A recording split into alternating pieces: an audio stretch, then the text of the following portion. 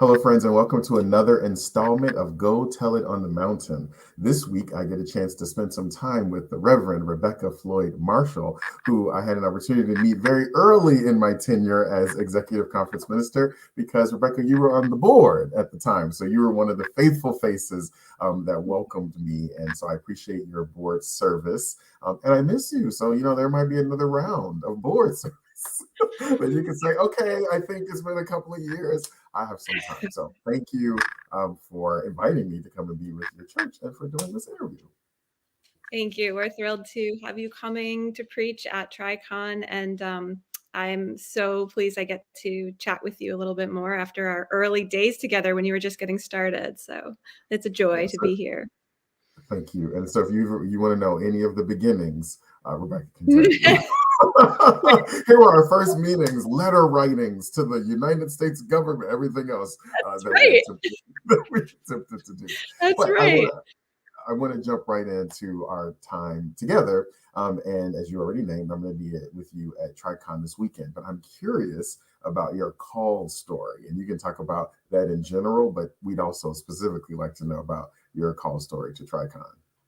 Sure. Yeah, definitely. So I'm really new at TriCon. I literally started March 1st. So this is all very new and exciting for me. And I guess I have to go back to talk about my call. I have to start a little bit at the beginning, which is my call really began in my early 20s.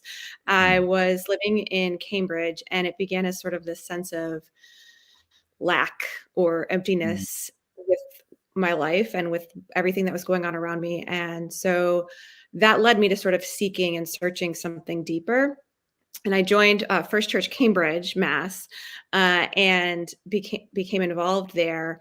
And the more I got involved, it was almost like getting a new prescription for your glasses or something. It's like the more I got involved in church, the more I could see how dissatisfied I was with the world and the way it was. And I began to feel a call to live into the gap between like the way the world could be and the way the world was, both socially, the way that our society is structured and just how competitive and ruthlessly independent and individualistic it is, and then all the systems of injustice. And so that's really where my call began. And one of the things that I'm really excited about at TriCon is the emphasis on social justice and trying to walk the walk and live the faith in a different way than in a countercultural way that our world does not encourage and often actually discourages. And so when I met the search committee, I really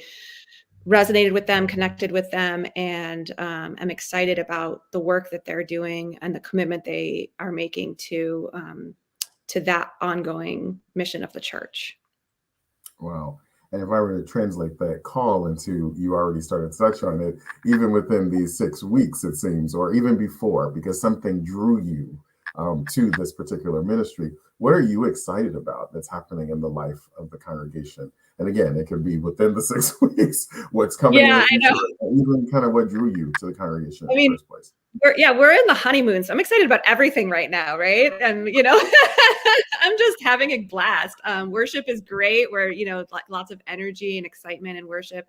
I'm doing like a round of listening sessions to get to know people, which is great. I'm particularly been impressed and moved by this congregation has a tradition of doing testimonies right before their offering every week, before the call to stewardship, and they're so beautiful, and they really allow not only the congregation and anyone who happens to be there, but me to get a sense of the way that the church has touched people's lives, which is really beautiful.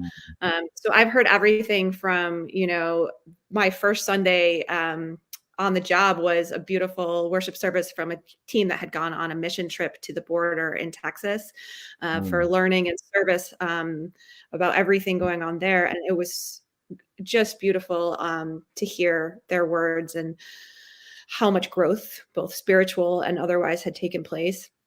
And that's really helped me kind of see what's going on, at every level of the church and all these different missions. One thing I'm really excited about that's coming up is that we're starting a new partnership with the Community Chest, which is a nonprofit organization that does philanthropy, and we're going to have a community closet, which is going to be in TriCon's.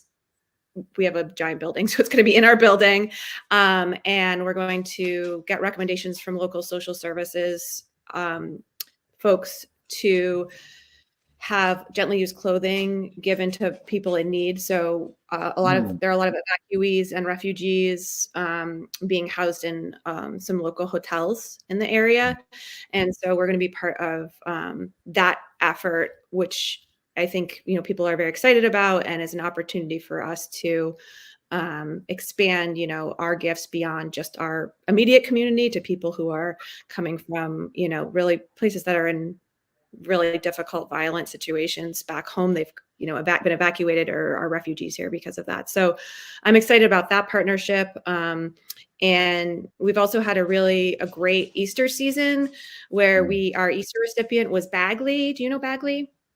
No, tell me more about it. It's the Boston. Let's see if I can remember the acronym. The Boston, is it Agency for Gay and Lesbian Youth and Transgendered, LGBTQIA, et cetera. And it's a really wonderful organization it's youth led. They empower the youth to lead the organization. And that was our Easter offering. And we heard some really wonderful testimony and witness from members of our congregation about the power of having an open and affirming congregation, having TriCon be a place where they could be fully open, fully themselves, be trans, and be loved and known to be loved by God. And so that was really beautiful. And so that's been another exciting partnership and sort of emphasis, I guess I would say, in my first 6 weeks that we're going to continue throughout this year. That's each year the mission and social action committees kind of choose a focus, and that one of our focuses this year was LGBTQ activism and support. So that's been really exciting. And that is one of the reasons why, in fact, they really wanted you to come and speak to that this Sunday. So we'll talk more about that as we're planning, but I'm really looking forward to hearing your words and your witness. Thank you for that. Two things that struck me in the words that you were saying about really both organizations. So I'll kind of centralize it in one. I think our churches are often wondering how to make an impact. And we have a list of things that we might like to do. But one of the unique pieces that I heard you talking about, particularly about this clothing ministry, is there's a direct need that the church is then interfacing with. It's not that the church just decided, like, okay, now we're going to start doing this, but it's speaking to something. And I think for our churches who are struggling for that sense of relevance, what can I connect with in the community? What makes sense? It seems like listening and asking the community or just being aware of what need or a gap might be there. Then TriCon kind of is stepping into that and then using your own resources to amplify a need that is more globally present in the community. So that's the first thing I just wanted to reflect on. And the second part is I think sometimes we wonder what the quote give back is. So like we did this, but like, are more people going to join? Are we going to? What I love about this is that the most important part of the ministry is meeting the need that the community has expressed. Now, maybe someone who comes by to drop some clothes off might then want to know more about TriCon. But the truth of the matter is TriCon's witness goes before anyone from the church is sort of saying, oh, we're UCC, or this is what we believe, or whatever the case may be. So I just appreciate paying attention to community need. And the give back is that hopefully your witness about who our faith propels us to be will amplify kind of church growth and all that. So I appreciated that. Yeah, absolutely. And I have to give credit to the lay leaders because, I think, it was in the news a lot that evacuees and refugees were here living, nearby. And sort of like all these people were like, how can we help? But they actually listened. The leaders did exactly what you said. They said, how can we help? No, really, tell us what you need rather than just assuming. And they said, right now, we need you to just hold off, and we'll tell you when we need something. And then they did. They came back and they said, this is what we need. So it was really beautiful, the, listening, and not doing it just because like it makes us feel good, but because it's actually a need that we can meet and help with and partner with them on. I love that as a model. And my last question is just simply, if people wanted to hang out with us on Sunday, how could they join TriCon for worship? Absolutely. To join us on Sundays, well, they can certainly come in person to Trinitarian Congregational Churches at 54 Walden Street in Concord, Mass. We also are live on YouTube or Zoom.